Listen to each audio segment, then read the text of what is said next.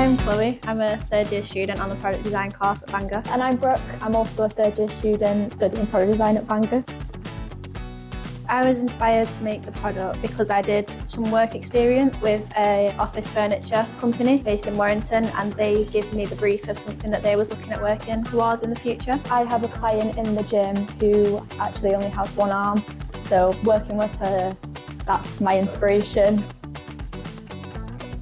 So this is a modular table system designed for office spaces. One of the problems that I discovered is that an office space now recently needs to become more fluid. You need to be able to move through the day, people are doing different activities, and they're not necessarily just sat at a desk all day. You know, you might want a meeting table, you might want a coffee table, you might want a singular desk. It all depends, and so people have to buy a lot of different furniture for their offices. This product sort of is designed to combat that, so you've got everything in one. So you have these tables which have got cutouts along the edges, and then they can push up against another table that you can see here, and then you have these little things that slot into the gaps and they keep it held together. So basically I've designed a prosthetic arm attachment for the gym.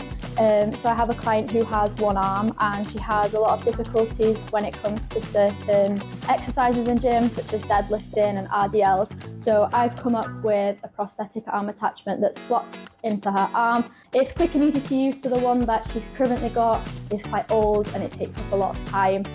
So this one is literally, you just scoop the bar under and pick up the bar, and then obviously you can drop it as well. I've put rubber in the centre so it just supports the bar a little bit so the bar isn't wobbly and it is quite secure. We've tested it and it does work.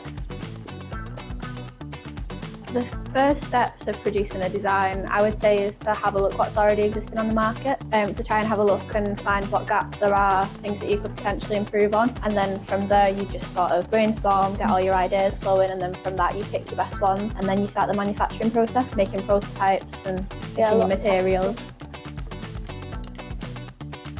Depending on the project, I'd say sometimes finding a gap in the market can be quite difficult because it's quite a saturated product market out there at the minute. I think I find the most difficult time schedule wise, you know, you've only got a certain amount of time to do a product, so I find the time scale quite difficult to keep up with. Definitely to produce a good product you need a lot of time and a lot of research goes into it and a lot of design, so I find that quite difficult. At the end of the design, when you see all of your work come together, it's quite rewarding to actually see what you've made and put it out there. Yeah, definitely. The testing of it at the end, if it works, like how it's impacted what you were meant to do. So after uni, well, I'm a personal trainer at the moment, so I'd love to kind of specify and go more into the sport product design route rather than just product design as a whole. I don't know what I want to do after uni, sorry.